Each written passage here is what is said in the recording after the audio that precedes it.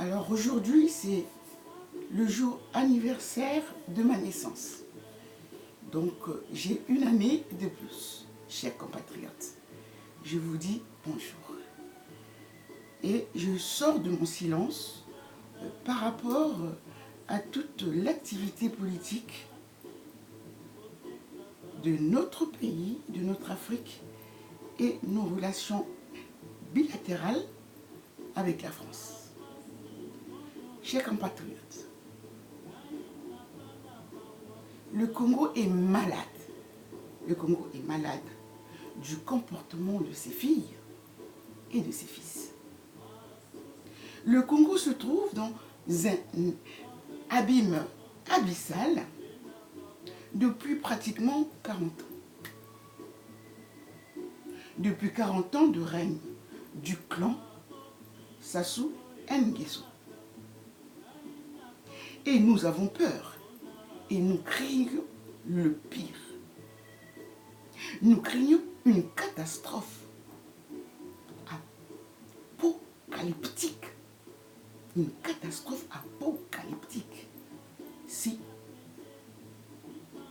nous ne sortons pas de nos ornières. C'est grave, mes chers compatriotes.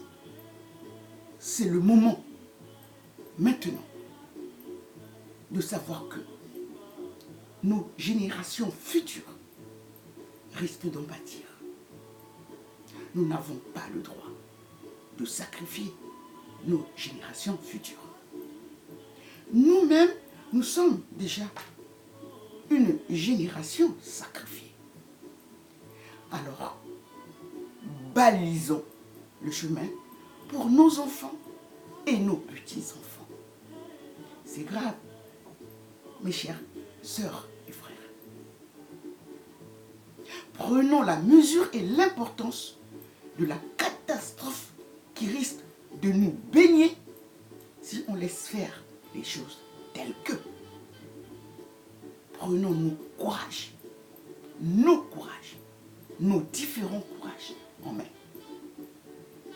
pour sauver notre pays, notre terre-mère, le Congo, qui est malade. Alors, je souhaiterais d'abord parler du Congo. Ensuite, probablement, esquisser une phrase ou deux pour l'Afrique, puisqu'on a pratiquement le même problème. Et après, mettre un point d'honneur sur la relation bilatérale qui devrait exister entre la France et le Congo.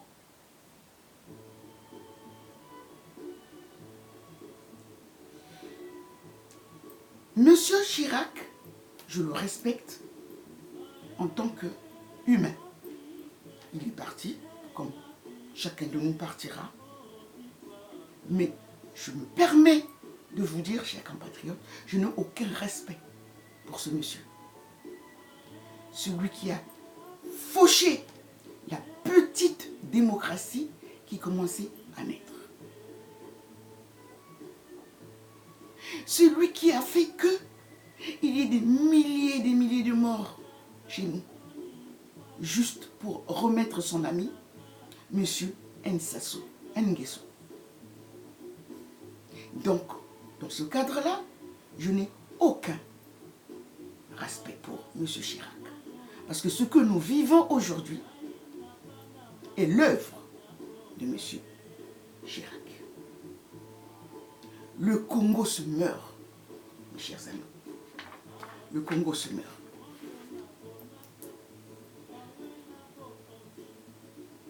Par le passé, avant cet épisode, avant ces épisodes, par le passé, on avait une éducation la plus louable de l'Afrique. On était à 99% du taux de scolarité au Congo-Brazzaville. Les étrangers, en fait, je voulais dire les pays africains, nous envoyaient leurs étudiants. Je prends l'exemple de l'INSA, l'école de médecine. je prends Bayardé, école de gestion, enfin l'université. Mes chers compatriotes, l'heure est grave. L'heure est grave. Par le passé, dans les années 60, 65, de 65 à 68, les élèves ne payaient pas l'école. Il n'y avait pas d'école privée. C'était l'école publique. Les élèves ne payaient pas des livres. Les élèves ne payaient pas des cahiers. Or, c'est tout le contraire de ce qui se passe en ce moment. C'était l'école publique. En ce moment, foisonnent ça et là des écoles privées, payantes. Et si vous n'avez aucun rang, et ce qui est le cas en ce moment, il n'y a aucun rang, les parents ne peuvent pas payer. Si vous n'avez aucun rang, vous savez ce qu'il vous reste à faire. Mais je ne veux pas ici faire l'état des lieux, on le sait. Je ne vais pas faire l'état des lieux. Je souhaiterais quand même ne pas oublier que par le passé, à part les cahiers, les livres qui étaient donnés gratuitement aux élèves, il y avait tous les 3 mois une désinsectisation. C'était des gros camions qui passaient régulièrement par trimestre,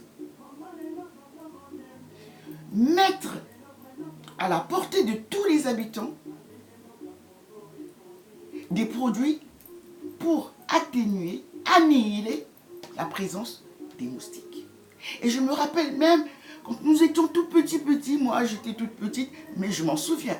Et on courait derrière ces camions qui ont fumé toutes les maisons à travers le pays tout entier. Et nous, les petits enfants, on chantait « Et bilongo bien beau, et bilongo bien beau, et bilongo bien beau ». Chaque trimestre, dans toutes les écoles, il y avait une vaccination pour prévoir les maladies graves. Je me rappelle de cela. Et aujourd'hui, c'est, comment dire, mais l'abîme total. Un pays qui est catastrophé. Alors, en 2006, je tiens quand même à vous le dire, en 2006, j'ai fait une lettre ouverte au président qui était à ce moment-là, que ça ne va pas. Le président en ce moment, c'était le président Lissouba, pour dire que il faut une prise en charge des personnes qui ne peuvent pas. Et c'était en 96. Malheureusement, en 97, parce que j'avais fait un stage dans le CTA, Centre de traitement ambulatoire pour les malades du sida, qui était ancré dans le CHU. J'ai demandé au président du moment, qui était le président Pascal Lissouba, il faut une prise en charge. Et ma demande avait été acceptée. Malheureusement, il y a eu la guerre. Ça, c'était en 1995. Mais en 2006, je réitérais la demande auprès de M. Sassou Nguesso pour dire la gouvernance n'est pas bonne. S'il vous plaît, monsieur, virez tout le gouvernement, mettez des technocrates qui sont capables de prendre à bras le corps les problèmes du pays. Parce que la politique, c'est quoi la politique? La politique n'est rien d'autre que la gestion de la cité.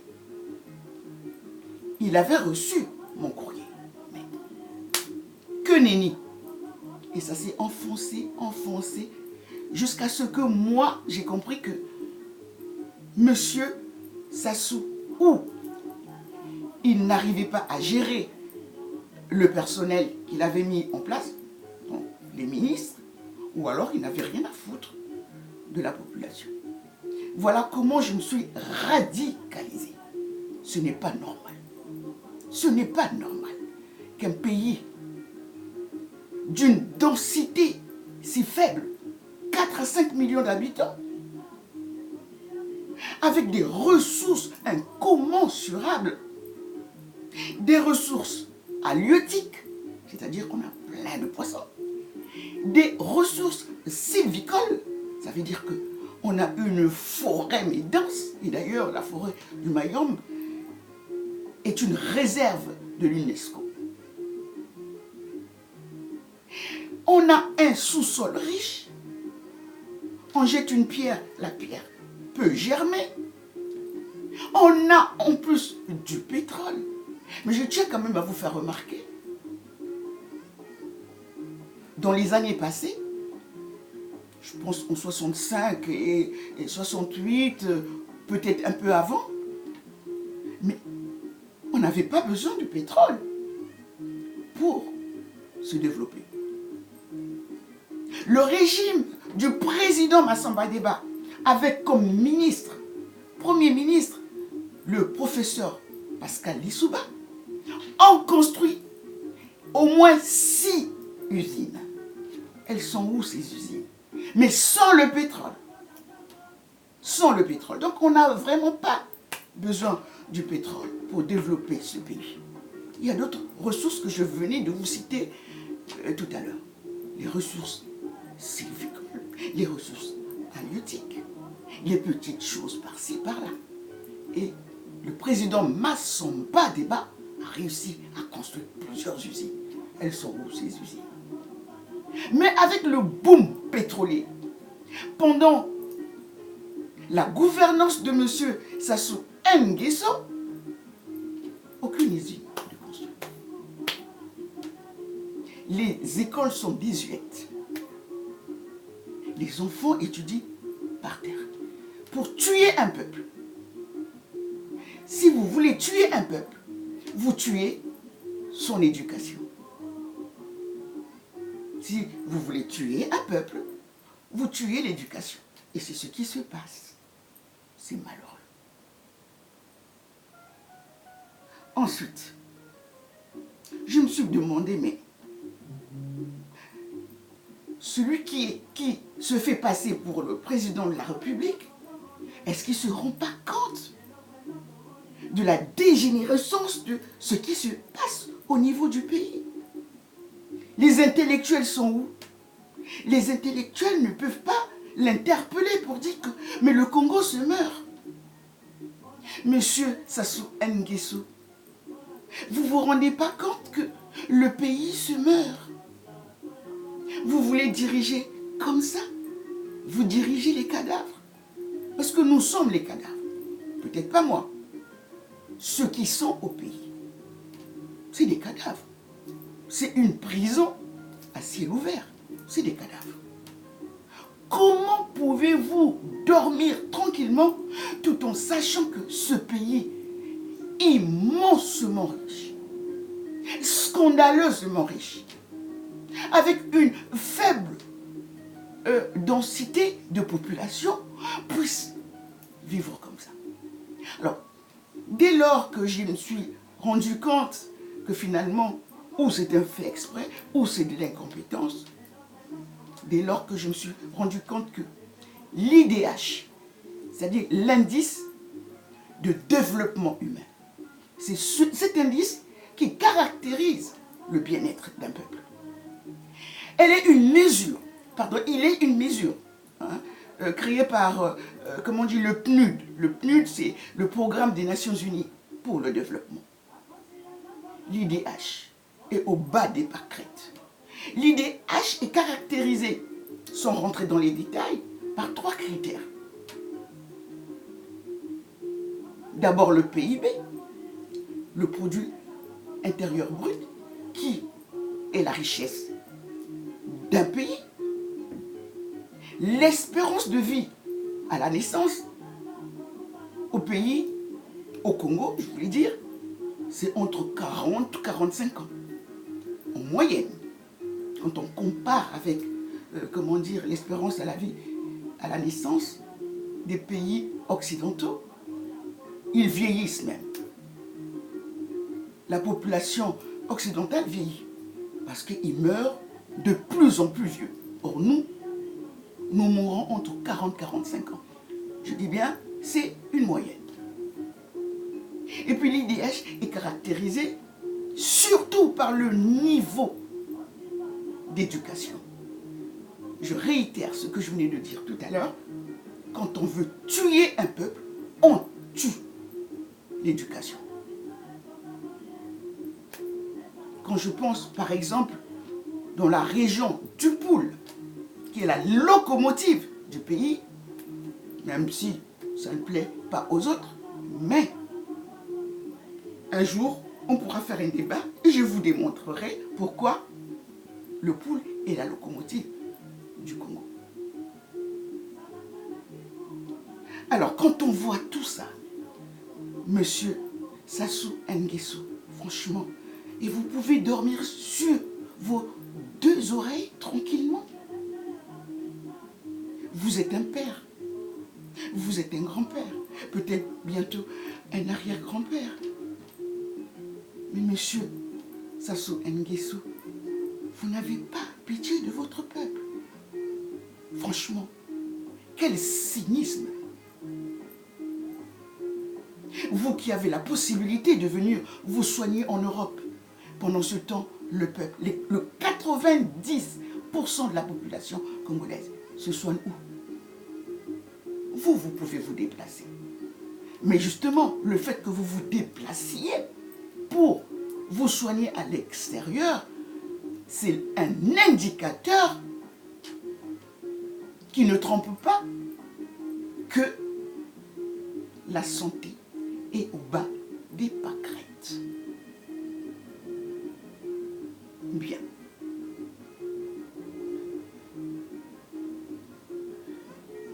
Je souhaiterais ne pas verser des larmes. Parce que moi, je suis bien ici. Mais c'était pas mon projet. Le Congo m'a payé plusieurs années d'études pour parfaire mes études. Et je les ai parfaites. Le but, c'était d'aller enseigner mes étudiants au Congo. Ce n'était pas rester ici. Par la force de choses, je suis obligée de rester en France.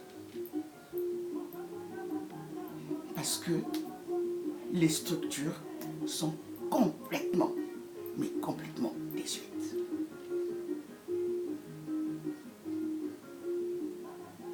Alors, vous nous avez renguené, on va dire comme ça, c'est-à-dire la rengaine. Il y a eu plusieurs plans de développement. Vous avez eu l'occasion, comment dire, de parfaire ces plans. Si je ne m'abuse, il y avait le plan quinquennal. Vous avez fait quoi? Ensuite, il y a eu l'autosuffisance alimentaire. Vous avez fait quoi? Ensuite, la nouvelle espérance. Qu'avez-vous fait? Ensuite, le chemin d'avenir. Maintenant, c'est, comment dire, la marche vers le développement, vers... Bon, bref, vous vous rendez compte que nous sommes fatigués. S'il vous reste une once d'humanité, quittez le pouvoir. Quittez le pouvoir. S'il vous reste une once d'humanité, quittez le pouvoir. Parce que ce n'est pas normal. Ce n'est pas normal ce que vous faites. Je vais vous donner un exemple. J'ai essayé de mener une étude comparative entre le Kwilu et le Qatar. Je vais le lire pour ne pas me tromper. Le Kwilu,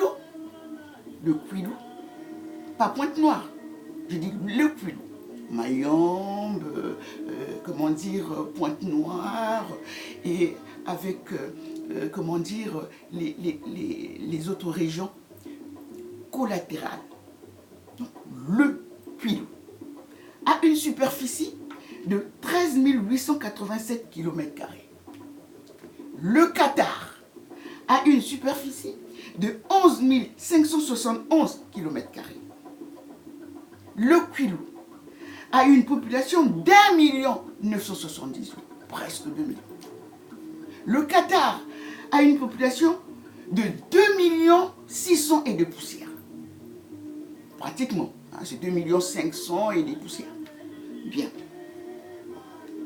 Le PIB que je venais de vous expliquer tout à l'heure, hein, le PIB produit, comment dire, intérieur brut, qui est la richesse interne, comment dire, d'un pays, à ne pas confondre avec le PNB, qui est la richesse, comment dire, nationale d'un pays en tenant compte des exportations. Donc le PIB par habitant du Kwilu est de 1640,05 dollars, s'il vous plaît. Donc, j'ai fait des calculs, j'ai multiplié d'abord en euros et puis j'ai multiplié, comment dire, en francs CFA. En francs CFA, ça fait ceci. 993 965. 993 965. C'est une richesse par habitant. Par habitant. Et au Qatar, ça fait 145 894 000, une richesse par habitant. En clair, ça veut dire quoi? Chaque Congolais peut se vêtir de cette richesse-là. 993 965, c'est pratiquement 1 million de francs CFA. Donc cela veut dire que le SMIC, donc comment dire, le salaire le plus bas. SMIC veut dire salaire interprofessionnel de croissance. SMIC veut dire salaire interprofessionnel de croissance. Donc, le salaire interprofessionnel de croissance, donc le plus bas salaire d'un Congolais, devait être aux alentours de 500 000. Devait être aux alentours de 500 000. Parce que nous sommes réellement riches. Le nombre de barils par jour est de 350 000 barils par jour. Soit par an, 359 millions de barils par an. Au Congo, Brazzaville. En fait, dans le Kwilu, parce que là, je parle juste du Kwilu.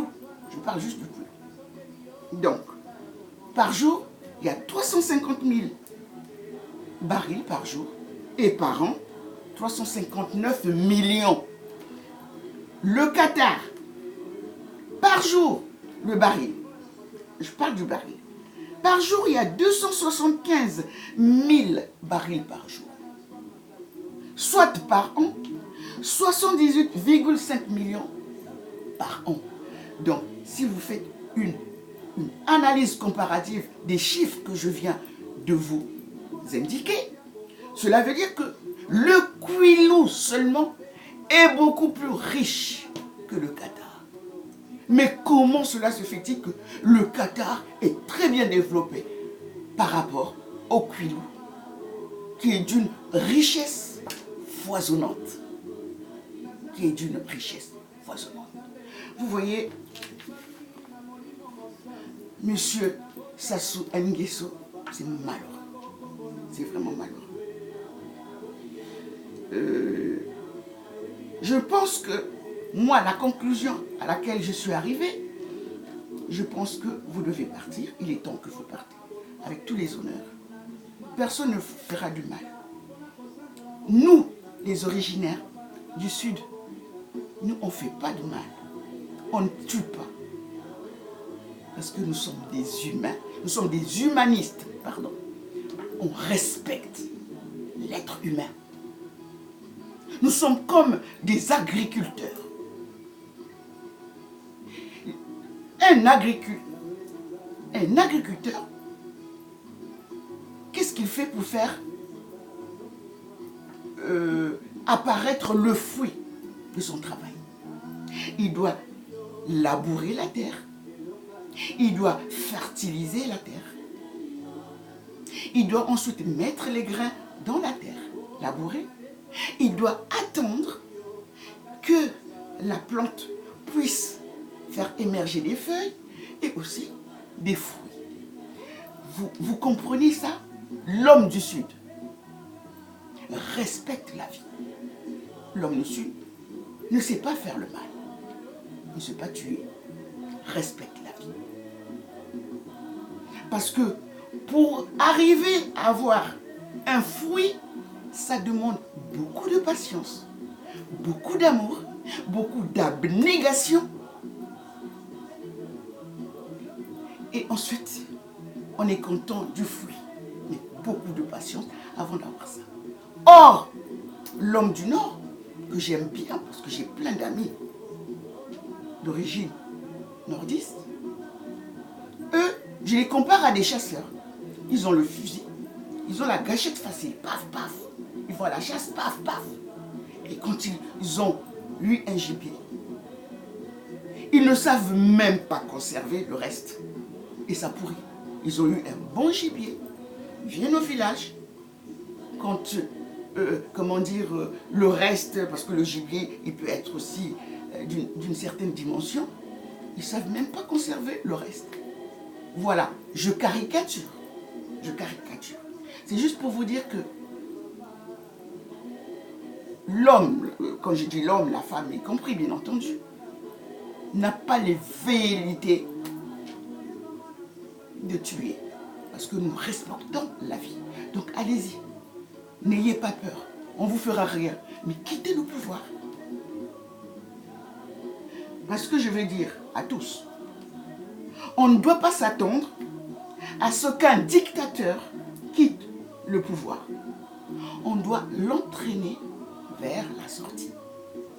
Un dictateur, c'est un dictateur. Il faut l'entraîner vers la sortie. Voilà ce que j'avais à vous dire en ce jour anniversaire. Donc, c'est mon anniversaire aujourd'hui. J'ai tenu à rebondir par rapport à ce qui se passe, eu égard à toutes les activités négatives. En ce qui me concerne, par rapport à ceux qui veulent aller aux élections de 2021, ce n'est pas mon calendrier. Personnellement, je pense que ce n'est pas la peine de perdurer, ça ne sert à rien. Et je demande à mes compatriotes de ne même pas calquer leur vie par rapport au calendrier que vous nous avez imposé avec un référendum truqué. 2021 ne nous concerne pas. Donc, pour nous, en ce qui me concerne, pas d'élection en 2021. Et j'en profite pour faire un clin d'œil à un de mes amis politiques qui veulent faire, des primaires. Mais les primaires, pourquoi? C'est pour aller aux élections 2021. Pas de primaires. Je fais également un clin d'œil à mes amis politiques qui veulent finalement une conférence nationale bis. Mais non. La première conférence